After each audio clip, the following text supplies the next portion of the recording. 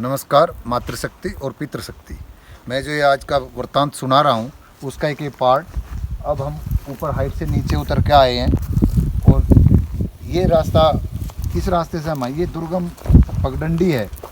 लगभग ये नीचे अभी हम सड़क पर पहुँचेंगे तो 1 किलोमीटर की ऐसी दुर्गम पगडंडी है ये।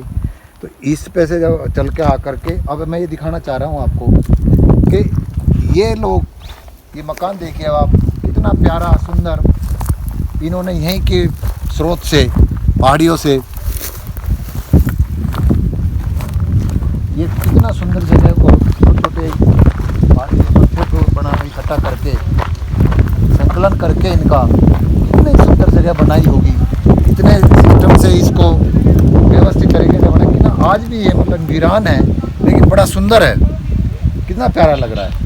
और मुझे भी ऐसे जीवन अच्छा लगता है। मैं गांव का ही रहने वाला हूँ, अब शहर में रहता हूँ, लेकिन मुझे प्रकृति का जो सौंदर्य है वो मुझे भाता है। और मैं आपको बता दूँ कि ये आप चारों तरफ घुमा कर दिखाना, कितनी प्यारी जगह है, सुंदर जगह है। और मेरा ऐसे ही जीवन जीने की इच्छा है, इसी तरह से मैं रहूँ। और ये भी मैं बता दूँ कि मैं त्याग की जो बात आती है, कैसे अपना सूर्य दर्शन करा दूँ, कि मैंने एक साधारण परिवार का होकर के भी भगवान ने मुझे ऐसा अनुकंपा दी है। त्याग की वजह से कहूँगा मैं, तो नियत की वजह से कहूँगा, धैर्य की वजह से कहूँगा कि मेरी माँ से हमने ये सीखा है कि उन्हें कभी, जैसे मैंने बताया था कि उन्हें कभी इच्छाएं व्यक्त नहीं की, त्याग ही किया है अपने बच्चों के लिए। ऐसे मुझे भी त्याग करने में आनंद आता है। मुझे किसी के जीवन में मेरे प्रयास से अगर खुशी मिलती हो तो मुझे इतना गर्व महसूस होता है अंदर से, मेरी आत्मा इतनी खुश होती है। और मैं उसका अपने साधारणता का परिचय थोड़ा सा दे दूँ कि मैं लगभग, अभी मेरे सन तो याद नहीं आ रहा, लेकिन मैं 50 साल से ऊपर का हो चुका हूँ। और पिछले, जब से मुझे याद है, 30 साल का मुझे याद है, मैंने इसमें रेसलिंग भी की है, बहुत मतलब मेहनत भी की है, खेती भी की है। और मैं एक टाइम रात में खाना नहीं खाता था, मतलब 4 साल से मैं रोटी नहीं खाता, गेहूँ की रोटी नहीं खाता हूँ। तो मैं अपने आप को तापता हूँ। इतनी कड़ी मेहनत के बाद भी, मतलब मुझे याद नहीं है 30 साल में, मुश्किल से मैंने कहीं किसी के यहाँ जाऊँगा तो नहीं कर, भाई मजबूरी में दिन में नहीं खाया तो लेट खा लिया। तो मैंने 30 साल के अंदर में मैं इसकी टोटल एवरेज लगाए तो 2 साल रात को खाना खाया होगा पिछले 30 साल में। पिछले 4 साल से मैं गेहूँ की रोटी नहीं खाता हूँ, उसमें भी मैं किसी के यहाँ जाऊँ या घर में कभी महीने 2 महीने में एक आध बार खा लूँ। पिछले 4 साल के बीच में मैंने 1 महीना ही रोटी नहीं खाई होगी, गेहूँ की रोटियाँ। तो मैं ऐसे अपने आप को तापता हूँ। ऐसे ही मैं साधनों में भी अपने बच्चों को ये सब मैं बताता रहता हूँ कि भाई अपने आसपास के लोगों को, जो आपके शुभचिंतक हैं, अपने अच्छे जानकार हैं और योग्य हैं, उनकी मदद करो। और मैं उनसे करता हूँ, मैं बेटे ऐसा है, इसको अगर कर दे तो इसके साथ जीवन में कुछ अच्छा हो जाए, और हम तो इतने इसमें रईस नहीं होंगे। लेकिन वह भगवान मुझे उसकी, एक तो सबसे बड़ी बात, संतोष देता है।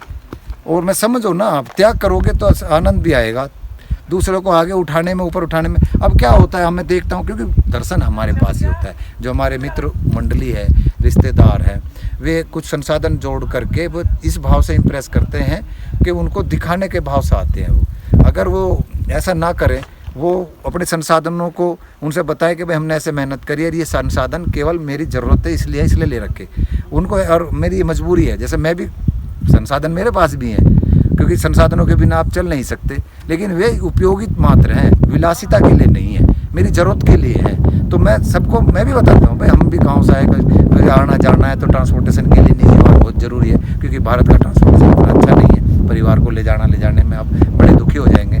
तो ऐसे उनको बताइए, कहिए कि ना भाई मेरे साधन है, उनको इम्प्रेस करने के भाव से मत जाइए उनके गाँव, अपने गाँव में या अपने रिश्तेदारी में। मेरे यहाँ कुछ ऐसे भी लोग हैं कि एसी चलाते हैं, ज़रूरत नहीं है, बिजली चोरी करके चलाते हैं, लेकिन वो रिजाई ओढ़ते हैं। फिर देखिए आप, कितना उनका मतलब क्या दिखाना चाहते हैं। वो बिजली की चोरी कर रहे हैं, एसी चला रहे हैं, ऊपर से रिजाई ओढ़ रहे हैं। अगर आप एसी भी ना चलाओ, चोरी भी नहीं करनी पड़े, खाली यही दिखाने के लिए कि हमारा इतने एसी लगे, हमारा घर ऐसा ठंडा हो रहा है, वो हमें सब दिख रहा है भैया, कोई मुँह पर नहीं बोल रहा, हमें अंदर से फील तो आता ही है। तो दिखावे का भाव छोड़ दीजिए, वास्तविकता में जिए। जब साधन की ज़रूरत नहीं है तो इसलिए मत लीजिए कि दूसरे पे हम भी लें। अगर मेरे घर में, जब मैं जहाँ रहता हूँ, मैं जब मैं यहाँ आया था देहरादून में तो एसी मेरे पास भी थे, लेकिन मैंने लगाया नहीं, देखा यहाँ ज़रूरत नहीं है, हमने फिर वापस अपनी साइट मेरठ भेज दिए। और उसके बाद एक थोड़ी सी गर्मी है, एक कूलर ले लिया था। वो कूलर भी मुझे लगता है पिछले 12-13 साल से हमारे पास पड़ा है। वो पूरे 12-13 साल में 2 महीने नहीं चला होगा टोटल। अब ज़रूरत नहीं, अब मैं जहाँ रहता हूँ वहाँ ज़रूरत नहीं है, तो मैं यहाँ क्यों भैया एसी लगाऊँ। तो थोड़ा सा इस शरीर को सहन करने की शक्ति दीजिए, बढ़ाइए इसकी। तो नहीं दिखाते हैं हम, केवल साधनों से उनको प्रभावित करना चाहते हैं। और मैं नहीं कहता हूँ कि जो हमारे शुभ चिंतक हैं, हम अच्छे सलाहकारता भी हो सकते हैं, उनको स्पष्ट बोलिए भैया इनकी ज़रूरत नहीं है, आप शो ऑफ क्यों करते हो। इससे दूसरा भी मतलब वो भेड़ा चाल से कहते हैं, भेड़ा चाल में ना बहकें, बुद्धि से सोचें, विवेक से काम लें।